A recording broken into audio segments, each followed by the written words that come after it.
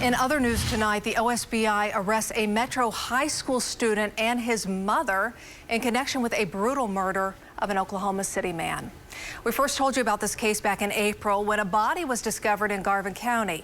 Barry Mangold joins us live in the newsroom with the story. Barry? Yeah, Amanda, between those two suspects, only the 16-year-old is charged with murder. His mother is accused of helping him dump the body just north of Wynnewood.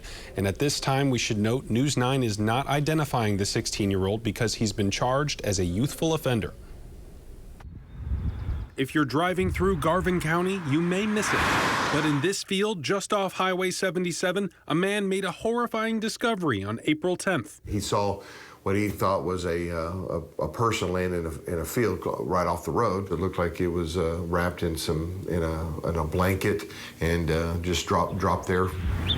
The victim identified as Michael Hall of Oklahoma City. The county sheriff called in the OSBI to investigate. Agents ultimately arrested a 16-year-old suspect and his mother, Heather Collins. Through the investigation, agents also learned that the 16-year-old drove the victim's vehicle with the victim in it and dumped his body in rural Garvin County. Court documents suggest the victim was family friends with the suspects. The OSBI says the 16-year-old told a fellow high school student, quote, "That guy was my godfather. I offed that expletive and bounced back to the city." That fellow student reported the comment to teachers. After he was arrested, the OSBI says the 16-year-old suspect confessed to shooting Hall 3 times. As for a motive, the agency says it all stems from an argument that happened months prior. According to the 16-year-old suspect that was arrested, he was upset over the incident that had occurred in January.